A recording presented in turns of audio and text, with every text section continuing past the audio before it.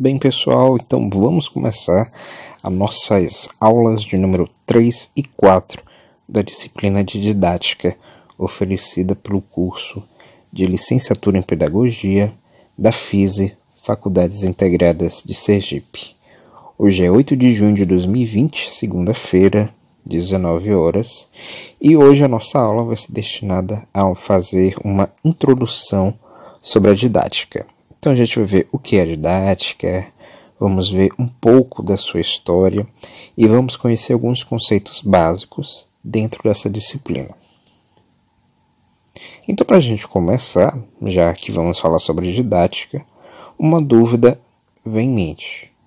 Afinal de contas, o que vem a ser a didática? Se a gente for procurar na literatura, a gente vai ver que a didática nada mais é do que um termo derivado do grego, didaktik, que significa técnica, ciência ou arte de ensinar. Segundo Howers, 2001, a didática é parte da pedagogia, que retrata dois aspectos.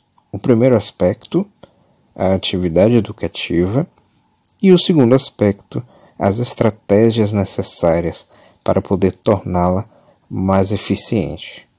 Então, para esse conceito ficar mais claro para a gente, eu trouxe aqui alguns exemplos para que a gente possa analisar. Um primeiro exemplo é o teatro de crianças. Quais poderiam ser as estratégias necessárias para poder tornar essa atividade mais eficiente? O que a gente poderia fazer com as crianças, né? No caso aí, representadas, o que a gente pode observar? Pintura de rostos, a realização de expressões faciais. Aparentemente, essa do centro, meio rosada, parece estar dançando. Então, as estratégias podem ser variadas, né? Além do teatro em si, interpretação de personagens, a realização de pinturas, realização de danças, realizações de expressões faciais, a realização de músicas, também pode acontecer no teatro, dentre outros aspectos. Uma segunda atividade educativa corresponde aos jogos educativos.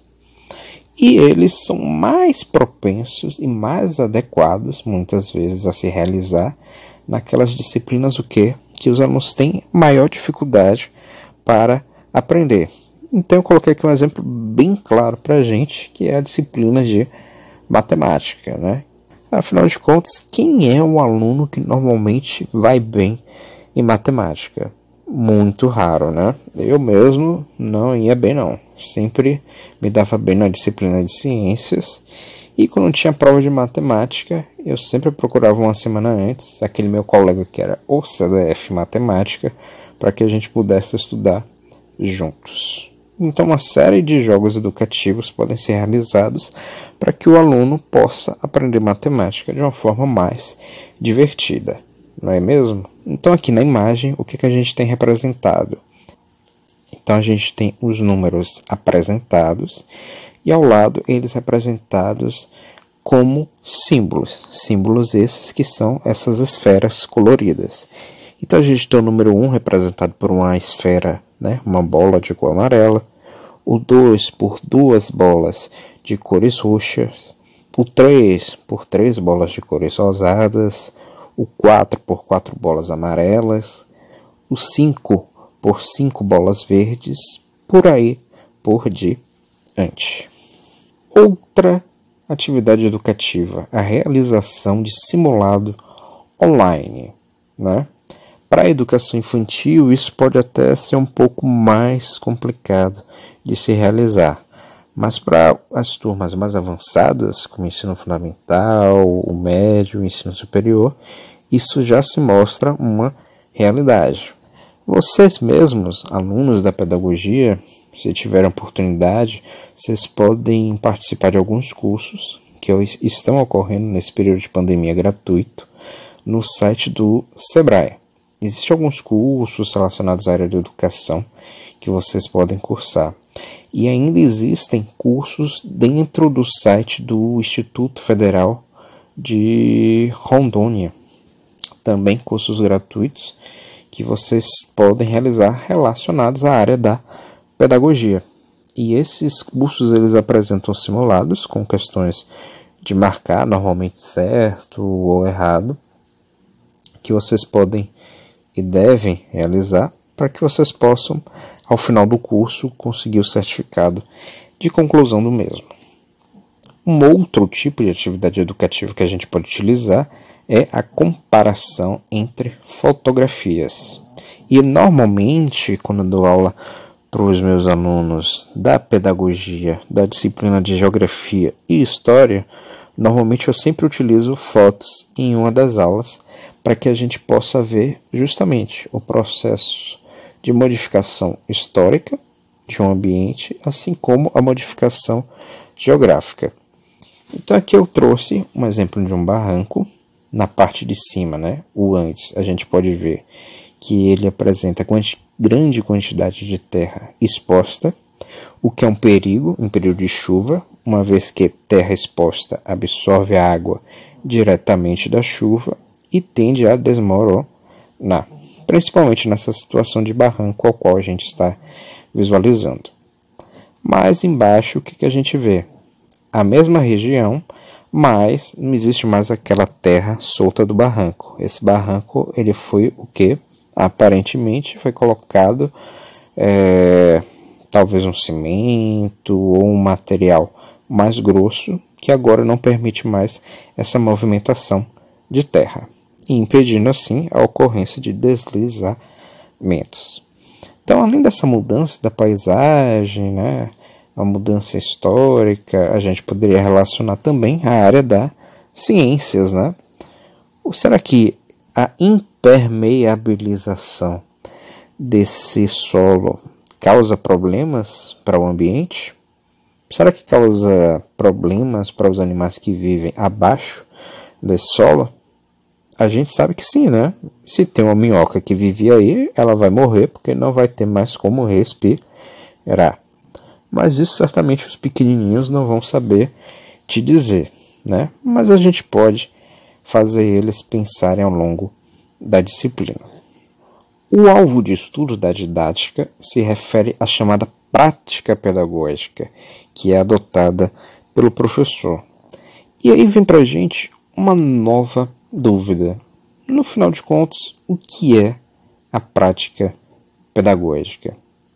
Se a gente novamente for procurar na literatura, a gente vai ver que a prática pedagógica ela se refere a um conjunto de mecanismos, um conjunto de processos que permitem a mediação do conhecimento, a mediação do processo de ensinar ao aluno.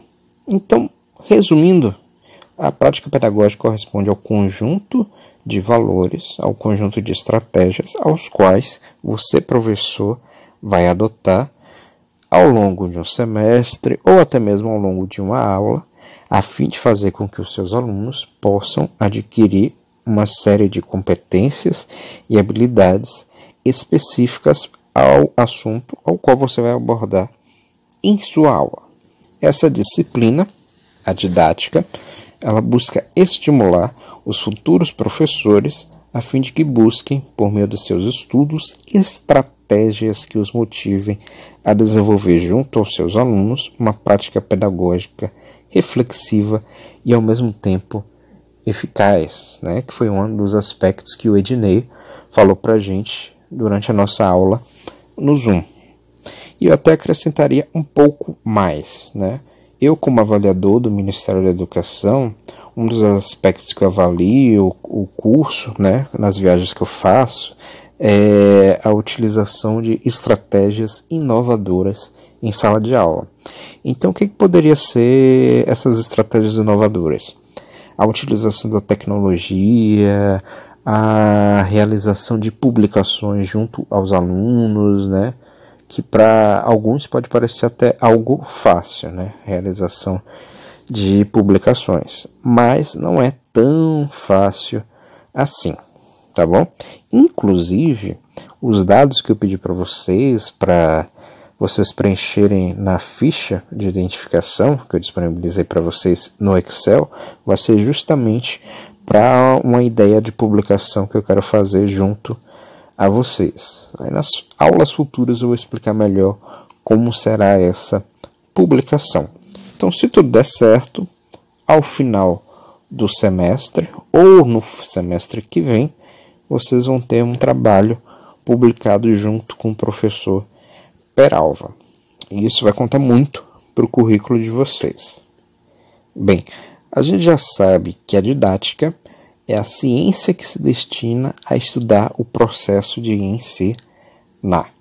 A gente sabe que a didática ela retrata aspectos da atividade educativa e as estratégias necessárias para tornar essa prática educativa eficiente. E a gente viu também que a prática pedagógica é um aspecto alvo do estudo da didática.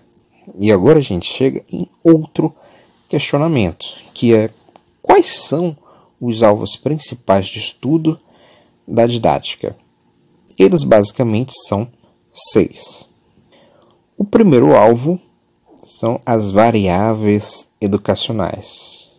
Depois a gente tem as perspectivas educacionais, compromisso social docente, estratégias educacionais, as quais vão incluir as estratégias de ensino-aprendizagem, que a gente já viu anteriormente, quando a gente falou sobre as atividades pedagógicas, o planejamento escolar e a avaliação da aprendizagem. Agora, vendo cada um deles em particular, bora começar pelas variáveis educacionais. Quando a gente fala de variáveis educacionais, o que a gente quer falar em relação a isso? Pode ser uma série de aspectos que influenciam o processo educacional, tanto do professor, né, a forma ao qual ele vai transmitir o seu conhecimento, como a forma ao qual o aluno, né, está recebendo essas informações. Então, um dos aspectos dentro das variáveis educacionais que a gente pode estudar na didática corresponde às características do professor. E o que eu quero dizer com as características, né? O conteúdo ao qual o professor está transmitindo ao seu aluno encontra-se atualizado?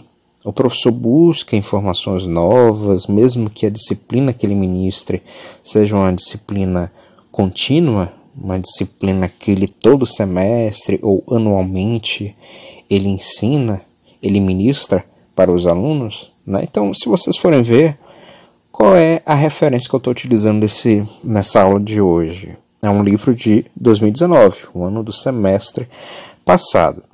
Mas, apesar disso, eu disponibilizei para vocês um total de 12 livros em PDFs, e tem livros de anos diferentes, né? Não necessariamente um livro recente é um livro que tem uma melhor metodologia, apresenta uma melhor explanação do conteúdo. Além das características do professor, nós podemos estudar o cotidiano do aluno. O que aquele aluno vê em seu dia a dia, né? Recomenda-se sempre que você, como professor, busque focar em exemplos aos quais o aluno veja em seu dia a dia. Então é aquela questão do tigre dente de sabre que eu comentei durante a aula no Zoom com vocês. Será que vale a pena mesmo a gente focar tanto em um tipo de animal que não existe mais? Será que não seria mais interessante a gente focar, por exemplo, no cachorro de rua, que todo mundo vê em seu dia a dia? Imagine que o seu aluno é um aluno do interior e que não tem muito convívio com a cidade grande. Será que se a gente ministrar uma aula que ela é focada 100% em atividades desenvolvidas na cidade, que o aluno nem tem conhecimento, essa aula vai ser tão produtiva para o aluno? Certamente não, porque é uma realidade totalmente diferente daquela que ele vê em seu dia a dia. Mas também não quero dizer que você não vai falar sobre a cidade para o aluno. Afinal, a gente também deve ministrar aulas que abordem aspectos que estão distantes do dia a dia do seu aluno. Um terceiro aspecto dentro das variáveis educacionais corresponde ao planejamento pedagógico, né? Quando você prepara a sua aula, você faz o planejamento, você descreve quais as metodologias que você pretende utilizar, quais são as estratégias a serem utilizadas a fim de despertar o interesse do aluno pela aula. Você descreve quais são as habilidades e competências que você quer que seu aluno alcance ao final da sua aula. Como vai ser o seu sistema avaliativo? Quais vão ser as referências a serem utilizadas? Apenas livros, artigos, textos, jogos? Tudo isso é interessante de você descrever em seu planejamento pedagógico. E lembrando sempre de você apresentar o mesmo ao coordenador pedagógico do colégio ao qual você trabalha. Um quarto aspecto, interação professor-aluno. Muitas vezes as escolas determinam o valor da interação professor-aluno pelo quê? Pela nota ao qual os alunos tiram numa determinada avaliação. Mas nem sempre isso corresponde à realidade.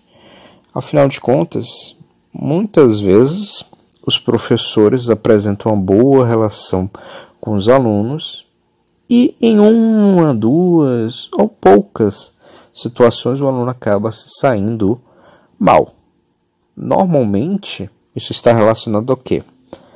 A questão de nós, como alunos, termos uma tendência a ter um melhor resultado em relação a um determinado assunto. Então, por exemplo, eu, quando pequeno, eu sempre me saí bem nas disciplinas de ciências, biologia, geografia, mas por outro lado, as disciplinas de quê? Estudos sociais, de matemática, eu já não era assim tão fã. Então eu não ia tão bem sim, embora fosse bom aluno. Outra situação para a gente pensar, será que um aluno que não tem um bom convívio com o professor vai se sair bem na disciplina? Provavelmente não. Outro aspecto, criatividade no ensino. Aquele professor que diversifica nas suas aulas, normalmente tem a maior tendência ao quê? A despertar a curiosidade do seu aluno. O aluno sempre vai para a aula de forma curiosa, ele vai estar querendo saber o que seu professor vai trazer de novo para aquela aula, né? Aulas que fogem do tradicional, do apenas teórico, fazem com que o aluno se interesse mais e mais pela aula. Outro alvo de estudo da didática corresponde às perspectivas educacionais. E dentro das perspectivas educacionais nós temos a questão do presente, a situação atual educacional e, claro, a situação futura. A gente deve pensar, quando ministramos a aula, realizamos o nosso planejamento pedagógico, das estratégias de ensino que a gente vai utilizar na atualidade, na aula de hoje, ao qual a gente está ministrando, e naquelas futuras que a gente vai desenvolver até o final do semestre. Então, por exemplo, a gente está começando agora a disciplina de didática. Quais são as estratégias que o professor Peralva está utilizando, né? Eu criei um barema para eu conhecer um pouquinho de vocês. Com base no que eu vou saber de vocês, eu vou gerar algumas estratégias de ensino nova. Agora, por a gente estar num cenário de pandemia, as nossas aulas estão sendo online. Mas eu vou adotar também outros recursos, né? Tem os livros em PDF que eu já disponibilizei para vocês. Nas próximas aulas a gente vai começar a utilizar alguns artigos científicos, também vídeos, dentre outras estratégias. Um terceiro alvo de estudo da didática corresponde ao compromisso social docente. Quando a gente está realizando nosso planejamento pedagógico, o que a gente deve levar em consideração? Os aspectos socioeconômicos aos quais os nossos alunos e o ambiente ao qual a gente trabalha está inserido. Então, questões religiosas, né? Então, questões culturais são aspectos bastante valorizados aos quais a gente pode abordar em nossas aulas. Quando a gente chegar na disciplina de Geografia, História, isso vai ficar mais claro para a gente, porque são nessas disciplinas que a gente vê de forma mais detalhada esses compromissos sociais aos quais o professor deve adotar em seu dia a dia. Mas, de qualquer forma, a gente vai ver nas leis de diretrizes e bases, na Base Nacional Comum Curricular, o que o governo propõe para que você, professor, aplique em suas aulas em relação a esse tipo de alvo de estudo da didática. Além dos aspectos culturais e religiosos, deve-se utilizar também o chamado conhecimento popular. Um quarto alvo de estudo corresponde às estratégias educacionais. E quando a gente fala de estratégias educacionais, a gente também está falando sobre as estratégias de ensino-aprendizagem. E o que isso pode ser? A sua aula vai ser ministrada apenas pela realização de aulas expositivas, que são as tradicionais aulas teóricas? Vai ser ministrada apenas pela realização de aulas práticas? Ou ela vai ser realizada de forma mista, a utilização de aulas expositivas e práticas? Ela vai ser realizada, melhor falando, pela realização de atividades lúdicas, né? Realização de brincadeiras, dentre outros aspectos. Então a gente tem que levar tudo isso em consideração. Um quinto aspecto é o planejamento escolar. Então a gente deve levar em consideração as metodologias a serem utilizadas, o sistema avaliativo e a sequência didática. Um sexto aspecto corresponde à avaliação da aprendizagem, né? Então, o que a gente deve levar em consideração? Quantas avaliações a gente deve realizar junto aos nossos alunos? Como vai ser a forma de avaliação? Vai ser uma prova totalmente dissertativa, que é aquela prova a qual a gente realiza textos? Será uma prova objetiva, que é aquela que a gente marca um X? Será uma prova lúdica, por meio da realização de brincadeiras? Será por meio da realização de desenhos, realização de pinturas, a realização de peças teatrais? Então, as propostas são variadas. E cabe a nós, professores, avaliarmos aquelas que podem se adequar com maior valor junto aos nossos alunos e que estejam de acordo com a realidade ao qual eles vivem. Tendo por base estes alvos de estudo, temos que a disciplina de didática busca que o aluno, ao fim da disciplina, desenvolva uma série de competências e habilidades. E assim, como seus alunos deverão desenvolver e compreender estas didáticas, as quais você vai desenvolver junto a eles, você próprio, futuro pedagogo, deverá desenvolver algumas competências e habilidades pertinentes à sua futura profissão. Então a gente está falando aqui de competências e habilidades, mas no final das contas, o que é a competência e o que vem a ser a habilidade? Bem, o que é competência? Competência refere-se ao conjunto de conceitos e procedimentos que o aluno deve tomar para si. Ou seja, bora resumir. Competência é um conjunto de conceitos, é um conjunto de dados que você, aluno, deve ter para si para realizar uma determinada aula. Então eu coloquei aqui um exemplo para ficar mais claro para a gente.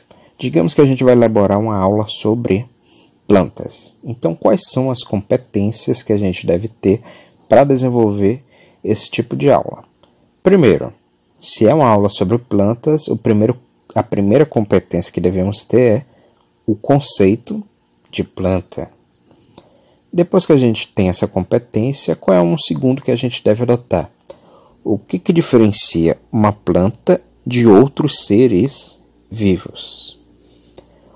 Uma terceira competência é explicar o processo de alimentação das plantas. Uma vez que a gente vai dizer que uma planta é um ser vivo e ela se diferencia de nós, humanos, certamente pode surgir na criança a dúvida, né? Tá bom, professor. Nós nos alimentamos de plantas e de outros animais. As plantas também se alimentam de outras plantas e animais? Então é interessante a gente explicar sobre o processo de alimentação das plantas. E uma outra competência que a gente também pode abordar é a importância das plantas ao ambiente e ao homem. Uma primeira importância a gente já falou para o aluno, né? Que elas servem de alimento para o homem. Mas a criança não deve saber que as plantas realizam o processo da fotossíntese, que vai ser essencial para o quê? Para a produção de oxigênio na atmosfera. Oxigênio esse que o homem utiliza para poder sobreviver. E o que é habilidade? A habilidade refere-se ao conjunto de práticas cognitivas e socioemocionais e valores que devem ser empregadas a fim do aluno saber como aplicá-las com o intuito de resolver situações do seu cotidiano. Então, enquanto a competência ela está relacionada a conceitos, é uma parte teórica, as habilidades ela está relacionada ao quê? A um conjunto de ações que você, professor, deve realizar junto ao seu aluno. Então ela corresponde a uma parte prática. Então, pegando o mesmo exemplo da aula sobre plantas, quais seriam essas habilidades que a gente poderia realizar? Primeiro, distinguir plantas de outros seres vivos, né? Olha a ação aqui, distinguir. Verbo no infinitivo. Segundo exemplo, pontuar as principais etapas do processo alimentar das plantas. Pontuar. Olha aqui a segunda ação, outro verbo no infinitivo. Terceiro exemplo, enumerar os benefícios das plantas ao ambiente e ao homem. Então a gente vai fazer daqui a pouco, mais para frente, vai ser atividade de casa para vocês. Eu vou mostrar 5 exemplos e vocês devem dizer quais são as competências e quais são as habilidades que poderiam ser utilizadas para a produção da aula dos exemplos aos quais eu vou disponibilizar para vocês.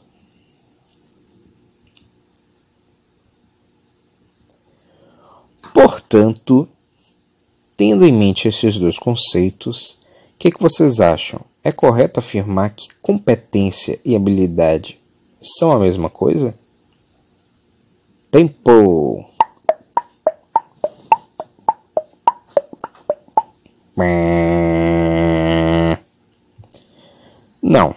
Não é correto a gente afirmar que competência e habilidade são a mesma coisa, né? Mesmo porque a gente viu nos slides anteriores que eles se diferenciam de forma bem marcante, né? Competências e habilidades dessa forma são conceitos distintos. Um complementa o outro. Então, bora resumir? A competência, ela se caracteriza pelo quê? Por contemplar conceitos. É uma parte teórica do seu planejamento. A habilidade já é totalmente ao contrário. Ela vai englobar o quê? Ações, atividades práticas. Então, competência, conceitos, parte teórica e habilidade, ações, parte prática. Bem, agora vendo para o nosso curso de didática, nossa disciplina, melhor falando, né? Quais são as competências que você deve ter? Uma primeira, situar a didática de forma crítica no contexto da prática pedagógica. Uma segunda, estudo da didática, a sua retrospectiva histórica, suas relações e pressupostos. Uma terceira, proposta atual da didática, perspectiva crítico-social da educação e formação teórico-prática de professores. Quarta, multidimensionalidade e a interdisciplinaridade do processo educativo na escola básica, envolvendo planejamento e execução, subsidiadas pela avaliação, com vistas à transformação do educando e do educador. Quinta competência, aspectos metodológicos, técnicos, sociais e políticos envolvidos nas ações didáticas, educador-educando. E sexto e último, pesquisa no ensino da didática. E agora, as habilidades. Quais são as habilidades que você, aluno da didática, deve apresentar ao final do curso? Primeiro, refletir acerca das atividades teórico-práticas concernentes à educação básica, considerando as relações forma, conteúdo e escola-sociedade, né? Então é aquela questão da gente refletir sobre o cotidiano do aluno e como inseri-la em nossas aulas. Segundo, utilizar os conhecimentos sobre aprendizagem e organização de experiências educativas, buscando a interdisciplinaridade, transversalidade, contextualização, cientificidade e significância. Então é aquela ideia de que a gente tem que aprender a ministrar aulas aos nossos alunos que promovam um conhecimento só não de uma determinada disciplina, mas de 2, 3, quantas a gente possa inserir. Então, por exemplo, falando de meio ambiente, aquela questão das plantas, né, que a gente falou anteriormente, a gente poderia trabalhar o quê? A gente está vendo uma planta, a gente poderia contar a quantidade de folhas e inserir aí o que? A parte da matemática. Algumas plantas são utilizadas no dia a dia da gente, por exemplo, para a produção de chás. E isso se encaixaria o quê? Na parte de história. E será que esse tipo de planta é encontrada em todo tipo de ambiente? Não. Aí a gente poderia encaixar o quê? A geografia. E por aí vai. Terceira habilidade. Discutir procedimentos e a organização de instrumentos e critérios de avaliação em função do planejamento e execução das atividades escolares e dos agentes envolvidos. Então é aquela questão, não basta apenas você decidir aquilo que vai ser lecionado para o seu aluno. Você deve ministrar sua aula e também determinar como vai ser o sistema de avaliação. Que tipo de avaliação você pode realizar a fim de perceber se o aluno absorveu ou não o conteúdo que foi ministrado a ele durante a sua aula. Então eu trouxe aqui, se não me engano, 5 exemplos de aulas as quais vocês poderiam ministrar para os seus alunos e eu vou pedir para vocês descreverem para mim quais são as competências e quais são as habilidades que você esperaria para que seu aluno alcance ao final da aula. Então, o primeiro exemplo aqui que a gente tem é a fotossíntese. Então, a gente tem aqui uma planta, a gente está vendo que essa planta absorve água, a gente está vendo que ela também absorve gás carbônico e que ela sofre a influência do sol. E o que vai acontecer? Ela vai produzir gás oxigênio e também vai produzir glicose, que é o C6H12O6. E essa glicose é o que? É uma fonte de alimento para a planta. É essa glicose que ela vai utilizar para a sua alimentação. Aqui no lado, o que a gente tem? A gente tem uma organela chamada cloroplasto. É esse cloroplasto que ao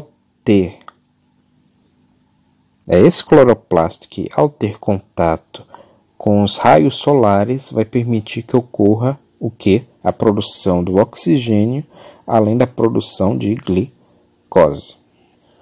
Um segundo exemplo é em relação aos seres vivos, né? Quais são as competências que vocês poderiam abordar junto aos alunos? Quais são as competências que vocês querem? Quais são as competências que vocês querem que seus alunos alcancem ao final dessa aula? Quais são as habilidades que ele pode adquirir ao final da mesma? E vocês vão empregar isso também para aulas sobre níveis de organização dos seres vivos,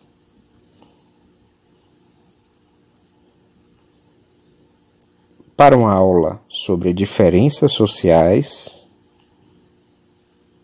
e, por fim, para uma aula sobre o coronavírus Covid-19, que vai ser a aula mais interessante de todas, por ser algo que a gente está vivendo na atualidade.